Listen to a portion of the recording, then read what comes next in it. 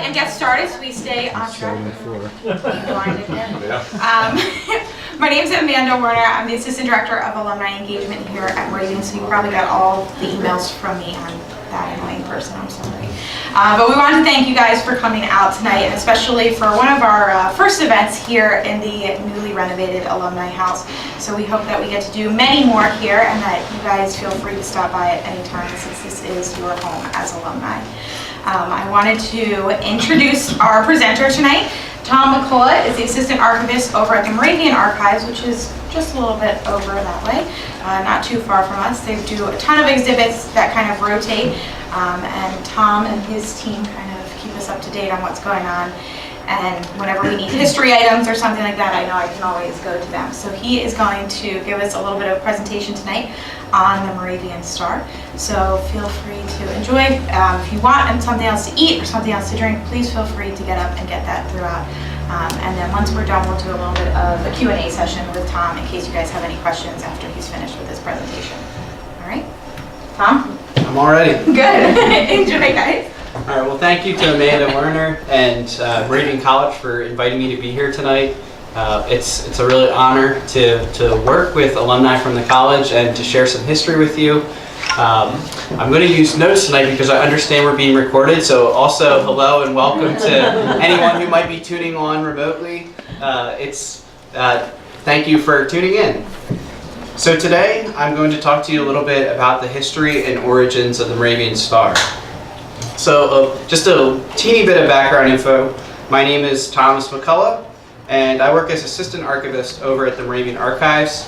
It's just across the way from the Bonson Center, the seminary, so you can't miss it. In fact, there are 2 Moravian Stars hanging from the awning right now, so very timely, but if you're looking for us on Locust Street, just look for the 2 Moravian Stars hanging from the awning. That's where we are. What I do for the archives is I work as an archivist, and that's basically like a records manager meets librarian meets manuscript curator. It's a lot of fun for anyone who's involved in history. Was anyone here a history major at Moravian? Minor. I was a history major as well, and I find that archives is a really fun way to work with people who are writing historical texts. They're doing research for articles, working on dissertations. It's a real pleasure seeing people find exactly what they're looking for that helps them with their research. And people use the archives for all different purposes, not just to research Moravian Stars. Let me show you the archives. So that's us. I think I just, okay. All right, so this is us right over here. And this is actually a picture from a few years ago, but the stars, we put them back up every year right before the first Sunday of Advent. Really, if we were perfect, we would put them up on Sunday or on Saturday evening, but we put them up a few days early. And like I said, people come in and do research at the archives. So they work here. We're open Monday through Friday, 8 a.m. to 4:30 p.m. And what I'll do today is talk about the history of the Moravian Star and use a lot of sources that we have within our collection. Over at the archives, we preserve the records of about 150 Moravian congregations. So it's often seen by folks when they drive by. This is a Bethlehem archives, it's a local Lehigh Valley archives, but there's the records from Downey Moravian Church in California, Moravian churches in Alaska there, records from Newport, Rhode Island, where there's some Moravian congregations, so it's really eclectic. And as I mentioned, not everyone uses those records to research Moravian topics because these records are really informative of life in those particular communities, like Newport. A lot of people are interested in that sea town, and they can look at the pastor's daily diary for insight about that. So today I'm going to talk a little bit about the Moravian Star. You cannot go far in the Lehigh Valley without running into a Moravian Star, and you'll find them hanging from porches, roofs, Christmas trees or mantles, and the stars become associated with Bethlehem and Nazareth. Many residents and folks elsewhere even display their stars during the outside of the Advent season, I mean to say. Which, on a note of timeliness, Advent starts on Sunday, so if you are in need of a star, definitely go out and get one soon and hang it up on Sunday. So I'm new to Moravian. I wasn't born in Bethlehem. I didn't know about the Moravian Star until about 5 years ago. I bought my first Moravian Star in 2013 and put it together with my family, as you saw the folks doing in that photograph before. So this is a star in progress at my parents' house. And there they have it hanging up year-round. I just think it's nice to share something personal. My parents don't take down their star in Philadelphia. They just leave it up, and maybe they're the only folks on their street with the Moravian Star, but they're passing on the tradition in another community. You'll see Moravian Stars in Christmas markets all across Europe. This is something that's really popularized them. It was something that was very much insular, an insular tradition that the Moravian Church used these stars as symbolism with the Advent season, but it's particularly grown with the Christmas markets. And here we're seeing one from Dresden. Here's another one from Dresden. And you'll see lots of colorful photos in here. So as I mentioned, the stars come in all shapes, sizes, and colors. And can anyone tell me how many points there would be on a Moravian star? 26. Yeah? Any other guesses? 23 or 29? 29. Did anyone say 25? 25 is arguably the traditional number, but there's also 26. And the only reason for that discrepancy, forgot to bring a Moravian Star over here, but where the cord runs in and lights the star, sometimes that point is missing. And traditionally they didn't have that point. So then you'd end up with 25 instead of 26. But that's one of a few arguments that people have about the origins of the Moravian Stars. When they were patented in the 1920s in Herrnhut, they only had 25 points. As I mentioned, you see the stars all over the Lehigh Valley. Here you're actually looking at Christkindlmarkt on the south side. And they're sold in the Christmas stands in North Bethlehem. And this is actually my first Christmas here in Bethlehem. I was asked to volunteer and go sell Moravian Stars. It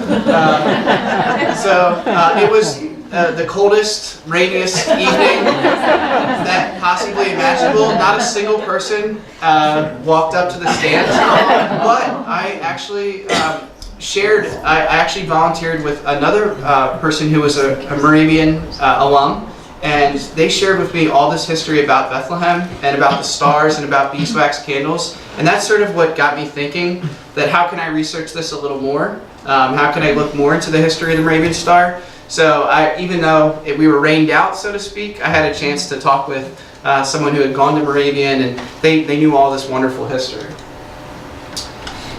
So, as I mentioned, the stars come in all shapes and colors.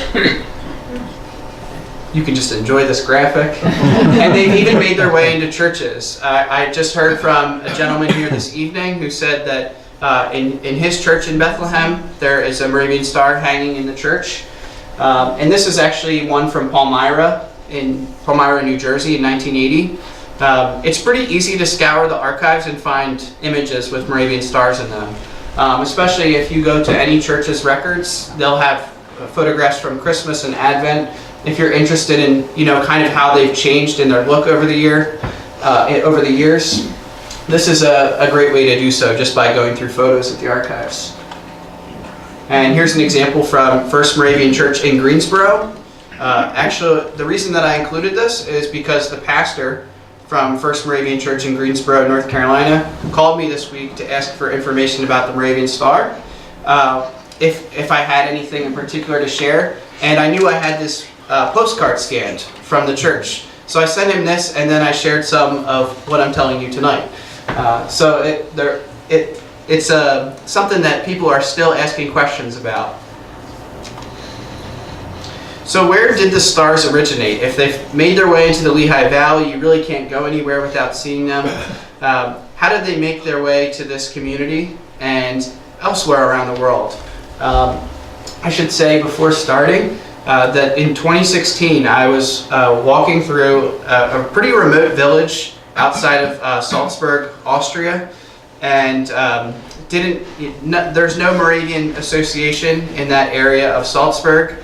And I was feeling kind of homesick, and then all of a sudden I look up and I see hanging from the awning of someone's house a Moravian star. And it was just kind of amazing. You can feel at home just by seeing the star somewhere else, totally around, halfway around the world. And that's part of what the star does come to embody. We'll talk about a few of those things. But going back to the very beginning, Moravians come from this community over here in what's called the Dreiländer Eck, and that's because it's the three-country corner where Poland, the Czech Republic, and Germany all meet. The village of Herrnhut was right here in this tip of Germany, just sinking down, about 45 minutes southeast of Dresden. Pretty hard place to get to, actually, nowadays. But if you fly into Dresden, it's a beautiful community, and you'll recognize the architecture right away. If you've seen any of the industrial quarter in Bethlehem, there'll be some familiar architecture. Our first mention of Moravian stars in Moravian tradition actually begins over near Frankfurt am Main. Actually, go to the next slide. There's Zinzendorf. The Moravians were a very religious community, and they came here to Bethlehem. And they also established other communities in Europe. And this is an image of Herrnhut. And I'll just read something quickly from what my supervisor found in about 2010. So in the 1747 diary of the community, all Moravian communities kept diaries. This is a pretty standard practice. In 1747, the pastor recorded in the diaries that there were stars hanging from every window in the community. So he wrote this during the Christmas season, and we immediately thought, are these the Moravian stars that we think of today? Stars with 25 or 26 points. Is there a way to really know when they just mentioned in the diary that stars were hanging in the windows? Stars have long been a Christian tradition, and I'll talk about that further. But this is the first known mention of stars in Moravian communities. 1747 in Herrnhut. Just going to the next slide. So I actually turned to a pamphlet from Home Moravian Church to try and get a little bit more information about the stars. Home Moravian Church is in Winston-Salem, North Carolina, another big Moravian community that was known as Wachovia. It was a colony in North Carolina, and if you're familiar with the Wachovia Bank, that was the namesake for it. It's now defunct, of course, but that was actually established in Winston-Salem. And here on their actual program of the church, they have a star, and this is just from the 1950s. So obviously the star is seen as an important symbol in this congregation. And what they say is that the star represents the star which led the wise men to Bethlehem in search of the newborn King of the Jews. Citing Revelation 22:16, we learn that the Moravian star is symbolic of Jesus, who said, "I am the bright and morning star." And they actually have this on the back of the program. And there's, of course, many other biblical references to stars that lend themselves later to Moravian use of this symbolism and using this with the Advent season. And I think that since we have a group here that probably knows this song, I'm happy to do the solo.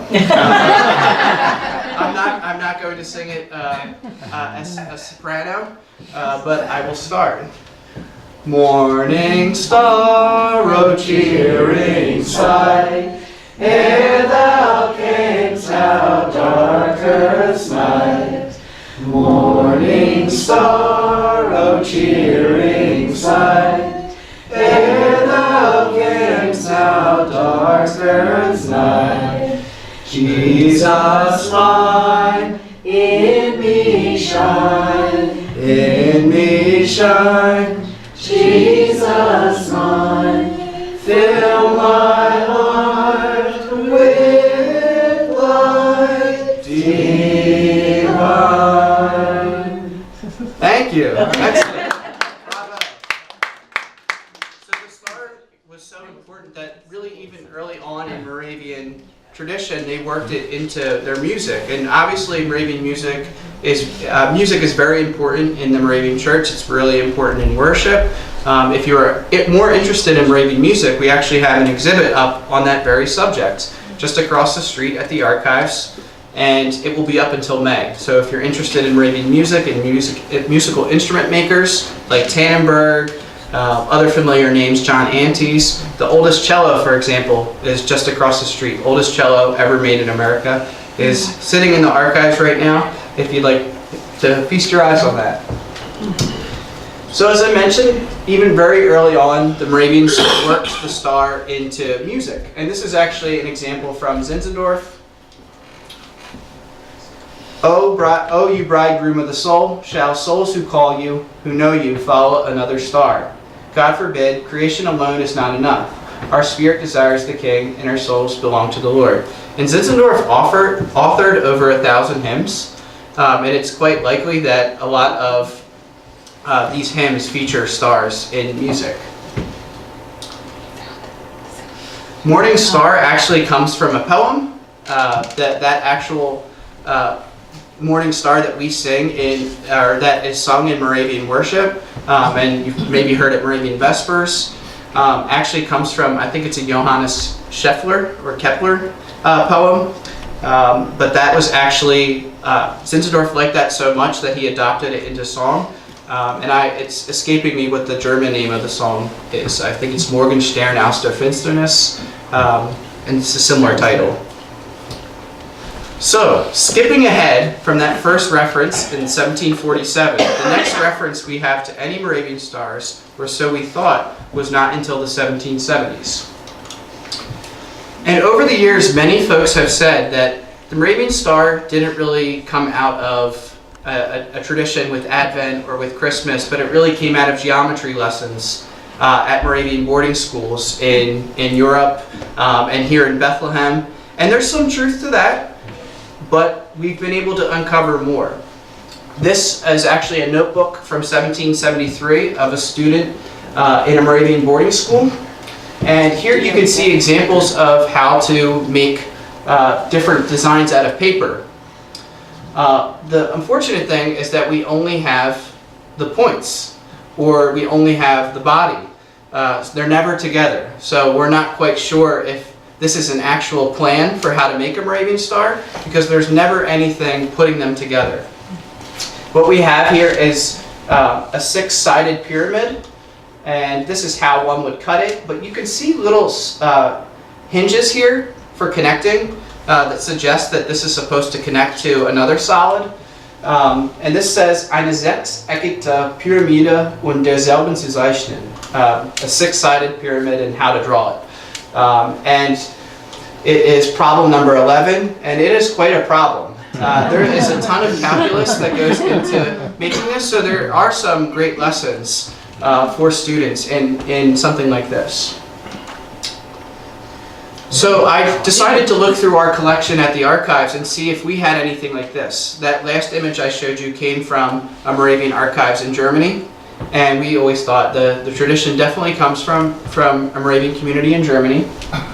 But we found this even earlier, these designs in the 1760s here in Bethlehem. And the reason that we know they're from the 1760s, although they're not dated, is because they are authored by someone who passed away in 1771. So we know that he did them sometime before that, and probably when he was teaching.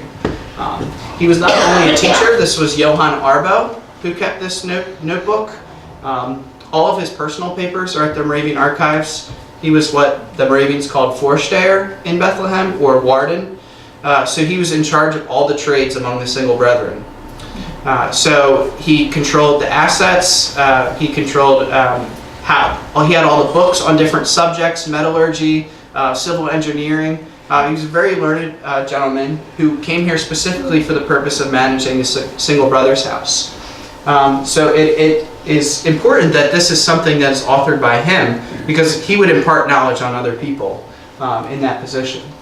And what we have here is a rhombocuboxahedron, which is quite a mouthful, but it's basically if you took a stop sign and you made it three-dimensional, you would end up with a shape similar to this, but then you would have to cut off the sides, if that makes sense. You would have to cut off the planes. And what you notice here is you end up with 3-sided pyramids and 4-sided pyramids by cutting them off. And if you were to connect starbursts to them, you would end up with a Moravian star. Unfortunately, this book doesn't do that. Again, it leaves us wanting to know more. Was this actually used as a guideline for Moravian stars? We don't really know, but I can't really think of another reason that Arbo would be interested in this shape.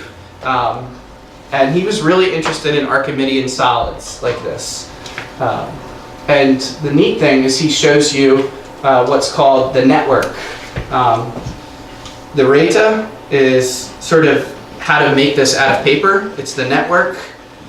And this is it shown all out. So you can even imagine how one would cut that out of paper and then put it together. So that's pretty neat. And then a few pages later, he is explaining how to make 3-sided pyramids and 4-sided pyramids. So it's kind of an archival mystery. We still don't know yet if this is a how-to. It certainly gives you all the tools that you need to make a Moravian star. But this would make it the earliest mention of Moravian stars here in Bethlehem in the 1760s. The first sure mention of Moravian stars dates what we thought to 1821. January 1821, this boarding school that we see right here, we're looking at the Zinzendorf Platz of Niski, a Moravian community in Germany. You'll recognize the name Niski with Niski Hill Cemetery. Niski meaning low in Czech, or Niski meaning low in Czech. It's kind of ironic that the cemetery is Niski Hill, but that's just a fun fact. So it's low hill. But it means niedrig or low in German. And this is a pretty old Moravian community. They were celebrating their 50th anniversary as a school, boarding school. For boys. You can see the boarding school right here, and they were celebrating that in January of 1821. And we knew of this mention from a report of the Niski boarding school to the Unity Elders Conference in Herrnhut, where they described that during the anniversary there was an 110-point star that was multicolored, that was hanging.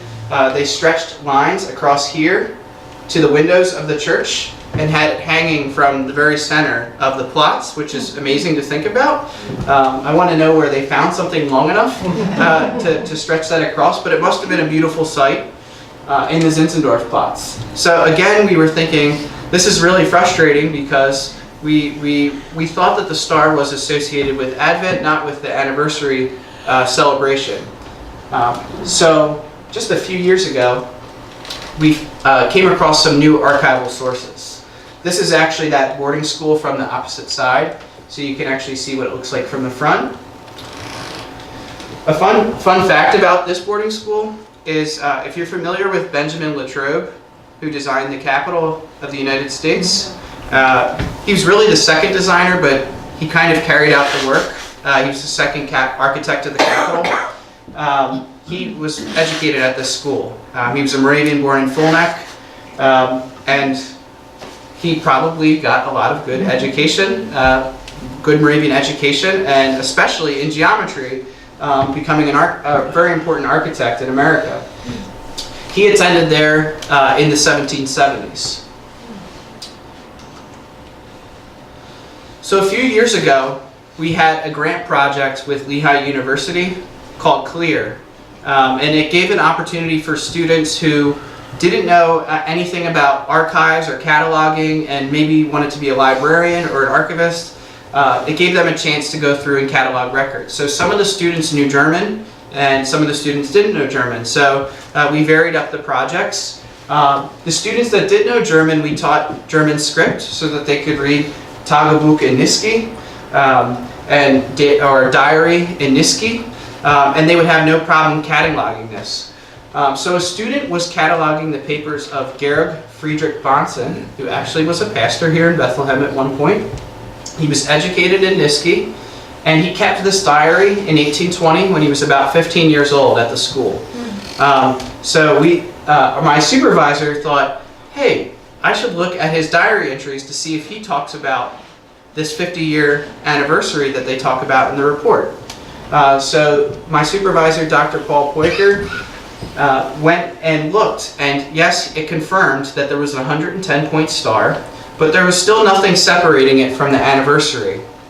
So he decided to look a few days further back in the diary, so not on January 4th when they're talking about the anniversary, but he went a few days back, and I've transcribed it right here just to make it a little easier to read.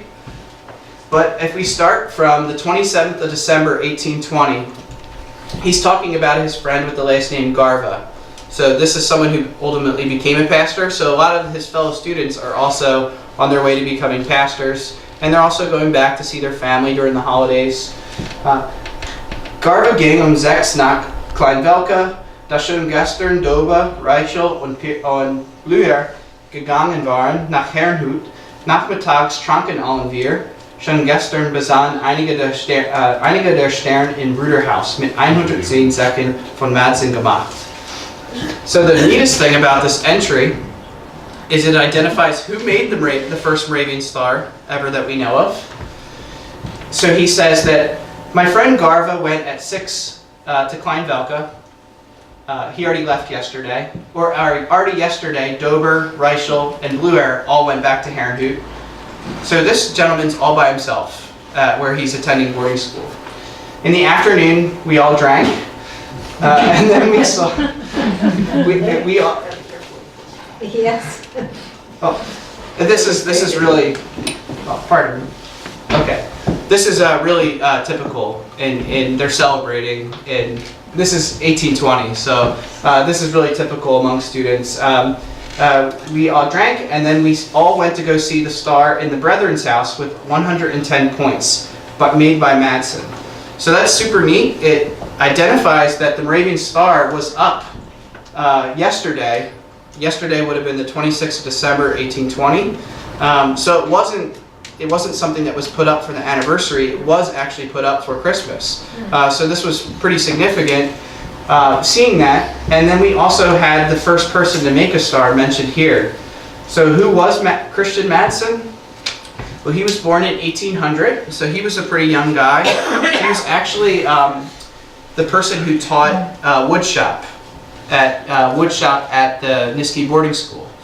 So he's the ideal person to come up with this design. He's very skilled in geometry. He actually went on to become a very large tobacco manufacturer in Germany.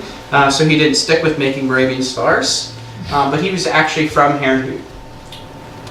So that was something that was pretty neat about having that cataloged. We never would have came across it if it wasn't for the help from a student. And there is a 110-point star from Niski. So the first mention of a Moravian star that we know in any sense is 110 points, which is kind of interesting. The most points, I believe, is 220 on any star, and you can imagine how hard that must be to work on. But I think also Niski or Neuwied, one of those two communities has that 220-point star. I'm sure that's looks something like this when you're working on it. And as you keep cutting sides off the star, it gets more and more intricate. You have octagonal pyramid, or you have heptagonal pyramids coming off, and pentagonal pyramids coming off. And the really next time stars are mentioned is in Kleinvelka. I'm just gonna see where I am real quick, I'm sorry. Okay.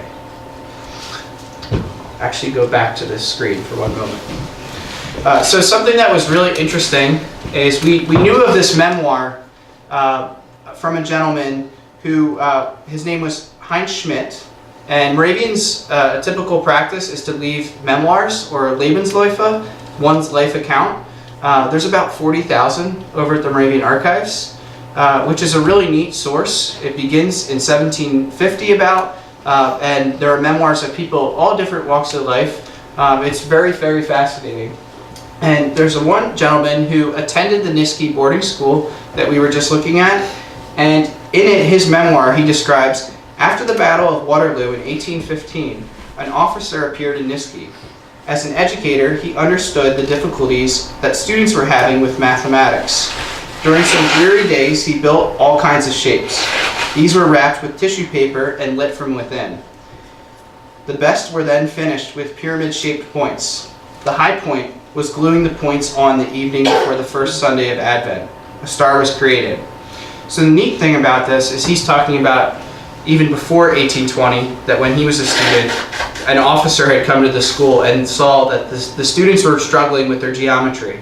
So this would be a good exercise for that this officer came up with for the student to make 8 triangular and 18 square surfaces and then add sunburst points to them, really testing their geometry skills. Let's skip ahead here. And the next time the stars are mentioned was in 1842. There was a student named Otmar Gemoseus. I think his family, they all went to serve as missionaries. Many went to go serve as missionaries in South Africa. The Gemoseuses, Otmar writes that at the illumination ceremony of the centennial anniversary of the Niski congregation on the 8th and 9th of August 1842, young artisans hung out lit-up paper stars, and they marched through the square to the droves of music of horns, carrying long poles with stars hanging on them. Some students of the boys' school asked to be told how to make these stars. So something interesting from the time that 1820, where they know that there's an 110-point star, this knowledge seems to be sort of lost because the students at the school in the 1840s, this is a completely new thing to them, these Moravian stars. Another interesting point about that is that they're using Moravian stars on August 8th and August 9th during the summer. Totally removed from Advent and really hurting our argument about the Moravian star being connected with Advent. But I'll talk more about that. Here's a photograph I took of Kleinvelka. This is a Moravian community very close to Herrnhut. I know it's very hard to see. Pretty much all you can see in the belfry is the star. They have a really similar belfry to Central Moravian Church in Bethlehem. It's a very small community, and it's so close to the Polish border that the street signs are all in German and Polish, or German and Sorbish, which is, so it's not quite Polish, but if you were a Czech speaker or a Polish speaker, you'd be able to understand the street signs. And it's actually a combination of, the name itself is a combination of German and Polish origins, which is kind of neat. So it's a really neat community, and they also had a boarding school there where they had stories about the star. And I just want to turn to a really good source. If anyone is ever looking for yet more information on the Moravian Star, there was a book that came out, I think, in 2010, right after the Moravian Star factory in Germany renovated its facility, and they came out with a history book. So I won't say that everything that I'm mentioning is in this book, but it covers so much ground, and there's a really important section that I'd like to read.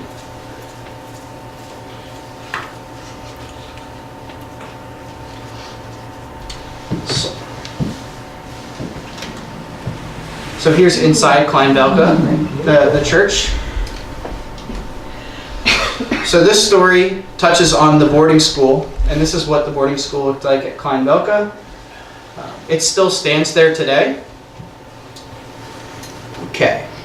In the 19th century, mostly missionary children lived in the Kleinvelka boarding school. As life in missionary areas was often adverse, and there were not as many good educational opportunities, parents sent their school-aged children back home. Children were raised and educated in the care of the congregation. Naturally, the boarding schools were not able to replace their homes. Being separated from parents was especially painful during Advent and Christmas. In Kleinvelka, the educators endeavored to take special care of the children during this time. The star was perfect for their special care. The children trusted this symbol because they recognized it from biblical stories and hymns. it gave the children a sense of belonging, regardless of where they came from. And a really important tradition came out of making Moravian Stars in these boarding schools. And this is something that is not as well known. I think for many had always thought that Moravian Stars were brought here by missionaries or they were made by Moravian ministers, but it really turns out that this is a tradition that was transferred from children to their parents when they returned home from these boarding schools. So boys who came from far and wide for boarding school around Advent busily craft and sing, mostly songs they know by heart. Come then, let us hasten yonder, hail the star that from afar lights the dormitory. And this is actually a replacement right here of Bright with Hope is Burning. They take these words and write lights the dormitory from this hymn. And the play on words refers to the fact that Moravian stars that adorn the dormitories during the season bring warm light to otherwise very dark bedrooms and comfort the hearts of children who were homesick. They may have been growing up away from their parents, may not have been able to see them during Christmas and Advent, and it became a competition, Wandelabend. And this became an evening on the first Sunday of Advent where the children during the 1800s would compete with one another to decorate their dormitories and see who could come up with the most elaborate designs, garlands, stars, and everything. And here's actually a photograph from Wandelabend at Niski. This is taken during mid to late 1800s, so it's kind of neat to see this. And you can see an instructor helping here and a student up on a desk hanging a garland, but it's a pretty neat scene. And they would do this, and it would also help replace the homesickness, and they'd have something fun to work on during Christmas. The next major story is about the Prussian soldier, and this is one that really can't be confirmed with any archival record, but there's an oral tradition of the Prussian soldier, and who's said to have made a star for his comrades in his barracks. So this Prussian soldier was supposedly educated in a Moravian boarding school, learned of the star tradition, and while in the boarding school, he made a star that they would hang up during Christmas. And all of his comrades enjoyed it so much that they said, hey, you should really go out and try to sell that. That's something that's really, I think people will buy it. He took it to a bookbinder and asked if he could hang it in his shop, and the bookbinder said, sure, but that thing is not going to sell. And what do you know, right away it sold.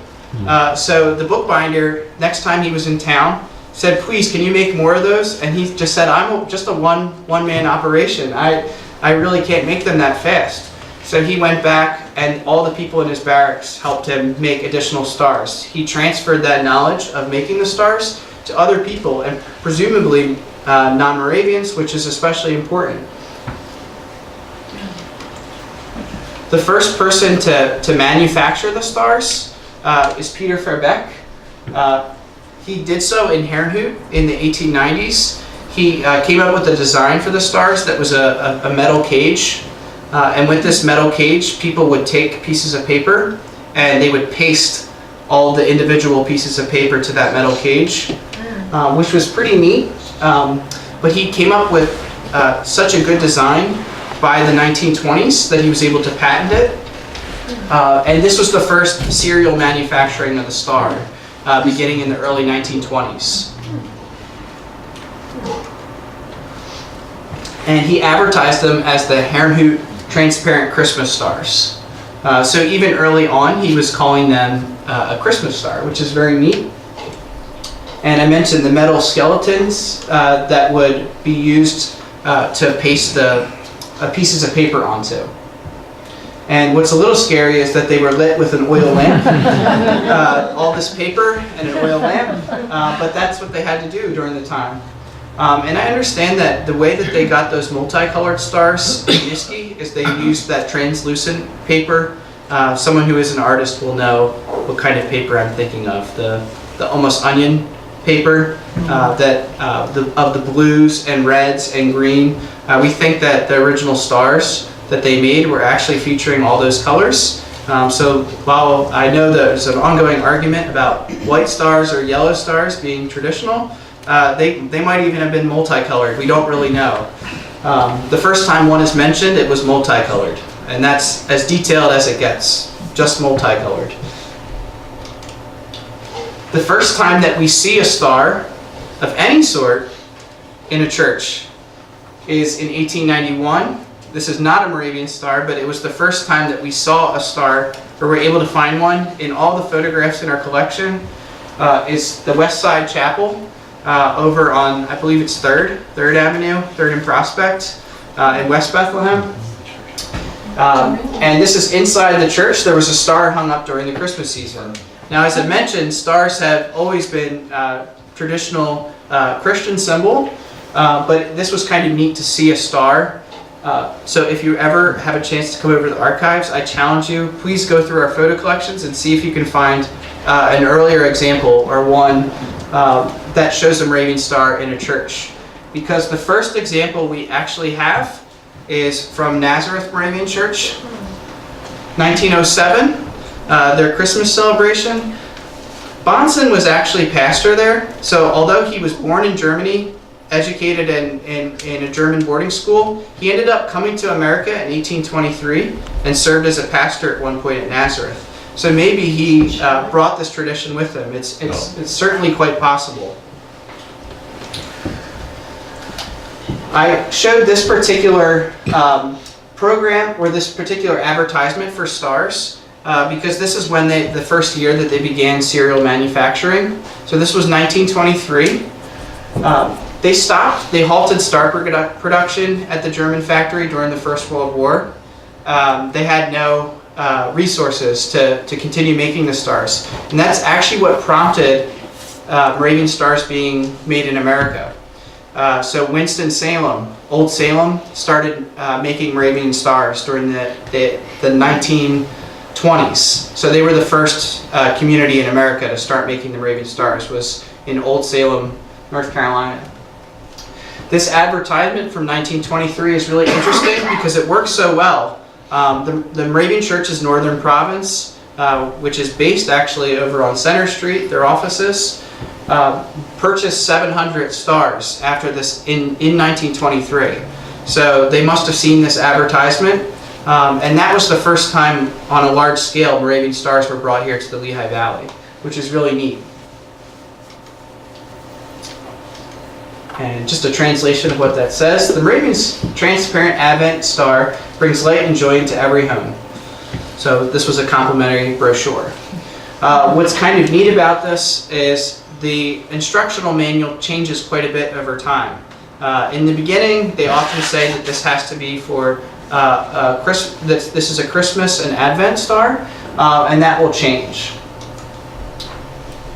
One thing that's really neat about the Star Factory, so the stars that you see out on display are made in Herrnhut, one of the oldest Moravian communities, really the oldest community for the renewed Moravian Church that was formed in 1727. Since 1923, I believe, they've had an agreement with the Moravian Church. This company called Abraham Derninger, they had an agreement with the Moravian Church that proceeds from the sales of their stars would go towards mission work of the Moravian Church. So that was something that's still in existence today. I think it's not a very high percentage. I think it's about 10% of their proceeds. But the neatest thing is one of the earliest photos that we have of a Moravian star is in a chapel in Suriname. Suriname is in South America. So to actually see the star hanging in a chapel for something it was intended to help support is really interesting and very neat to see. I think this is from about the 1910s. Something very neat here, we have a lot of old Moravian stars in our archives. We don't ever go and put them together, but those are all available in the collection, and people bring them all the time. Unfortunately, we're not museum. We're an archive, so most of what we preserve is paper. So we don't have as much room for objects, but this is one object that's in our collection. And what's kind of interesting and to mention is during the period of Eastern Germany under communism, the star production changed drastically, as did the instructions inside. And it's my understanding, it mentions it in the book that I was holding up, that a manager was fed up with not being able to put the fact that it was a Christmas tradition in the manual. So he went ahead and decided to put it back into the manual, and he ended up in a lot of trouble because it was during a period of time where public display of religious symbolism was not always permitted. So marketing it as such was not good. But supposedly from this book, paper was so scarce in East Germany because of rationing that they were unable to print new instructional manuals. So they stuck with these even though he had gotten himself in trouble by having them printed.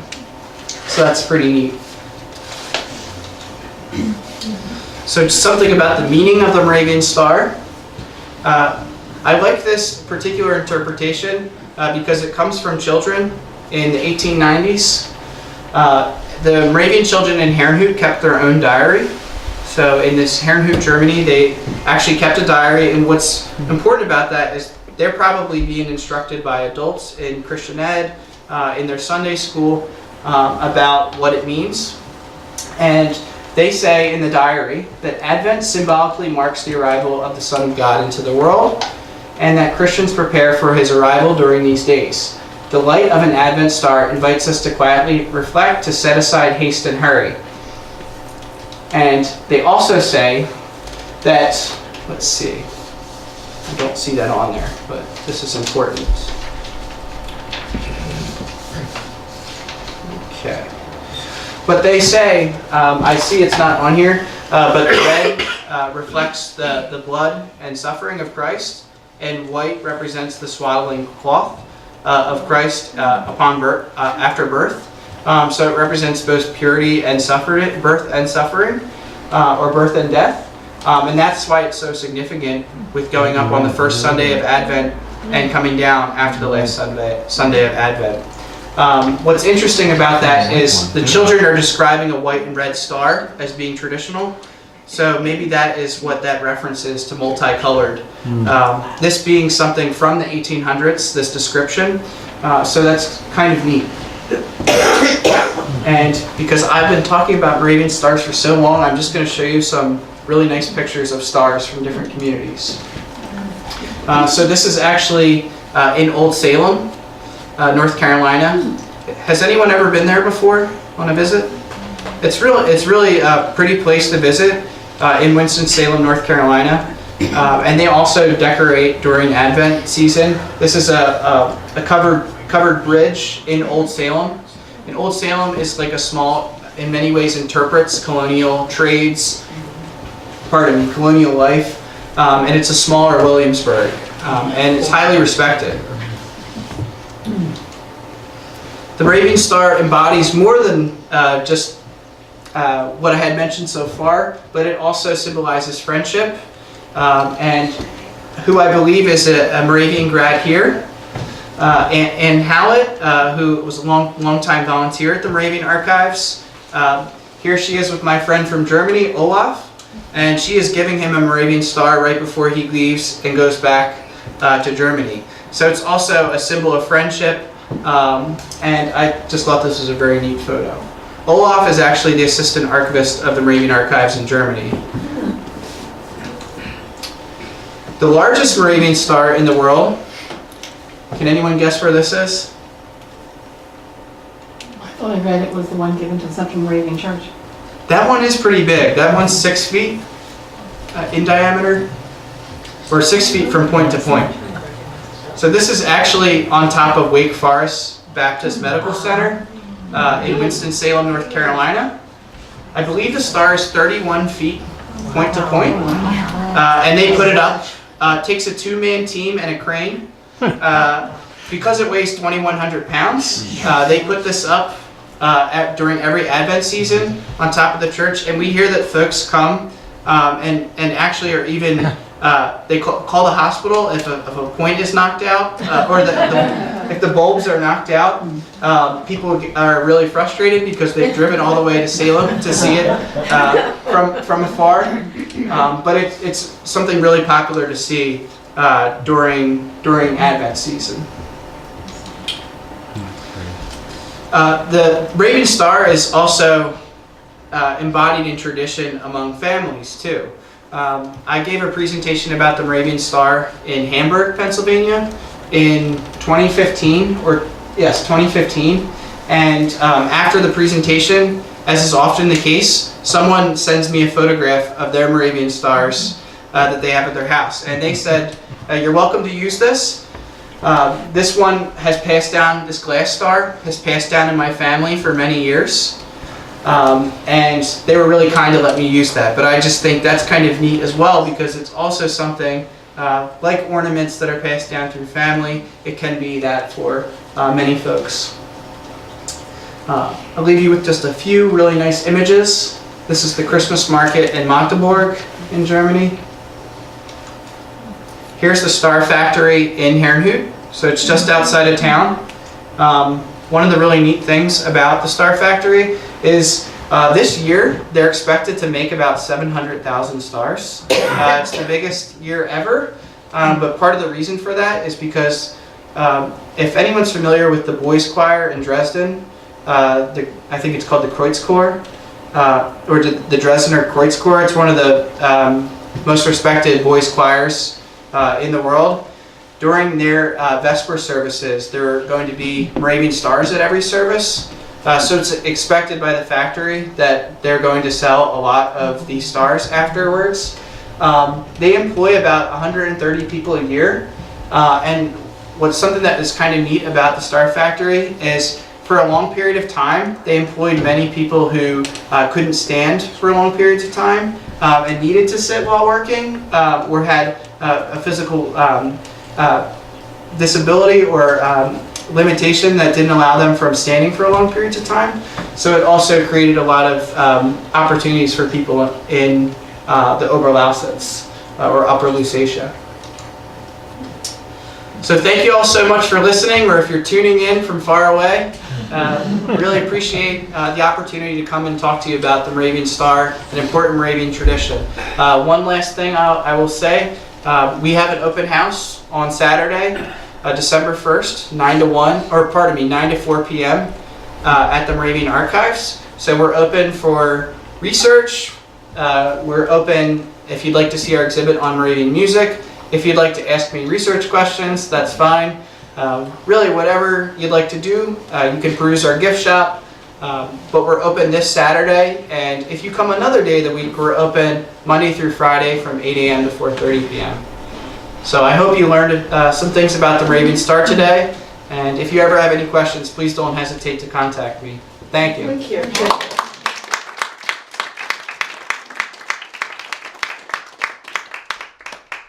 Any questions from the group? Yeah, I'm happy to help. Which service are you the soloist at for? I actually usually try to sing that more in a soprano voice, but my voice cracks when I do that. So I may sing at some point in College Hill Moravian Church. My coworker Gwyneth Michael is the choir director there, and she encourages me all the time to come out for choir. So I think at some point I'm gonna find myself over there trying to help.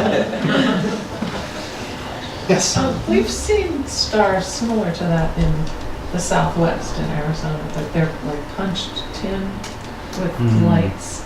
Is there any connection there, or is that it's more of a Mexican tradition? There may be.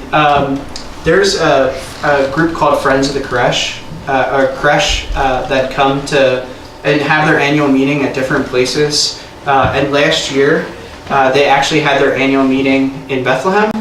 And so I talked to them about some different Moravian Christmas traditions. And this year they're having their their events in, I want to say, in Santa Fe. And they're seeing many nativity scenes that are made in the Santa Fe community that borrow traditions from many different groups, and also many are very unique to the American Southwest. I would have to look into that more, but there could definitely be a connection. The Moravians definitely didn't make up the shape. It's called a great stellated rhombocubohedron. Could you repeat that, Tom? The stellated Could you part, sing that in soprano? the stellated part, if you think stalagmite, is the pointed part, and rhombocubohedron. Archimedes came up with all these solids. I was not a really great geometry person, but I feel like I've learned a lot through the Moravian Stars about them. Can you tell a little bit about the Bethlehem Star versus the Moravian Star? Yeah, I think so the Star of Bethlehem is the symbol that the Moravian Star embodies, and from what I understand, the Bethlehem Star, something that maybe sets it apart a little bit is the length of some of the points are longer. So if you're walking across Main Street, you'll walk over a footpath, and you'll walk on top of a Moravian Star that bears that shape, where some of the points are longer than the others. I think it's a slight variation, but I think it's fair to call it a Moravian Star as well. There are some other stars that I think that sometimes are confused with Moravian stars called Froebel stars. They also originated in Germany. If you've ever seen the stars that look like they're made with paper origami, and they are similar. They have a similar shape to Moravian stars, but they're not invented by the Moravians. I think Froebel has something to do with where they're created, or actually it means frosted. I think frosted stars. But those are another one too that sometimes are called Moravian stars. But, yeah. Is there any significance when they went from 110 down to 25 or 26 versus a 55? I don't know. I think the jump has to be geometrically sound, but I don't know if there's a reason. That's a good question. Something that we definitely have to look into is there's a reason that they picked one with so many points. It's the potential is that the Christian Madsen, who made the first star, he may have been looking for a very great challenge, because coming up with, you see how just with 26 or 25 points, it's a complicated mathematics. So to do the same with 110 points, it takes a lot of calculus, so it only just becomes more challenging. I would stick with this just because my limitations. This would be all I'd be able to do maybe. But that's a great question. Have you ever put a star together that's all paper? Yes. Because there you want about 10 points. Yeah, right. Okay. Yeah. The first star I put together was a plastic one. And I actually had the most trouble with getting the little brad pins through and getting everything to stay together, because as you push one thing in, you knock out something on the other side. So that's why it's a family affair, and it's great to put it together with your family. Someone can hold on to one side, and it also is it is nice. When I did that, I had a chance to catch up with my mom on different things. So just putting together a star. So yeah. I just went to a demonstration of a very similar star. I think like the one, what did you call it with an F? Froebel. And the woman that was doing it said she had studied in Japan, and this is a Japanese technique, because she had a book there which showed all the different stars, and I'll tell you, one of them looked just, the shape was just the same, but I have no idea how they folded it to get it there. That I couldn't figure out, but she could do it. It could be. I know that one is not a Moravian invention. I've put them together, the paper ones with the strips, and I did it with about 20 kids at the Delaware and Lehigh Gap Nature Center, and I should have done more research. But it was a really fun thing to do. And those are pretty fun to make. And you can make them with different colors if you cut different strips of paper. So you could cut like 4 different strips of paper and end up with different colored point on each side. But they're really nice, and you can hang them as ornaments on your tree, make garlands with them. Some people actually recycle music and will make the stars with them, because for music sheets, or I shouldn't say, for music sheets that maybe fell out of something, you might be able to fold that up, and it looks really neat because you see it's very ornamental. Yeah. Do you know offhand the large star that hangs in the central part of the church? How many points is that? Do you know offhand? I've tried to count it so many times when I've been there and I get lost. There's an article from the Morning Call about it in 2014 or 2016. I was curious about that today, and I remembered that it's 6 feet long, but I didn't remember how many points it had. I know it's mentioned in the Morning Call article. That star was actually damaged in 2016, I think. It was damaged in the belfry, and the points all broke because it was super windy. And the Moravian Star Factory sent them a brand new star just gratis, because they felt so bad that it happened. And I think it got there within like a week. Because they knew people would be expecting it during Advent, so when it was damaged, they tried to get it there like right away. That's kind of a neat story with that star. So this one is the second one they've had.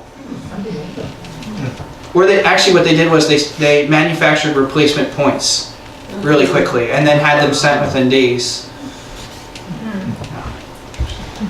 Any other questions? Tom, I would just like to thank you.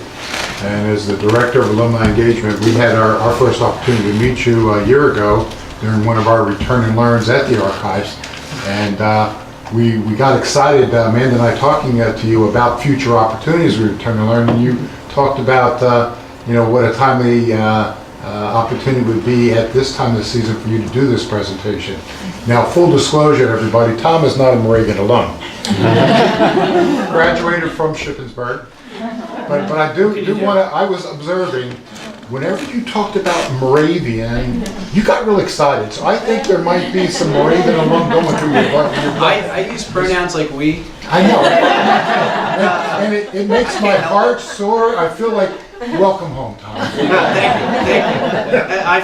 Bethlehem certainly feels like a home. I've been here 5 years and have now since settled here. And I just love this community, and everyone has been open arms and very nice. So just a plug for future Return and Learns. Keep on the lookout, see what we're offering.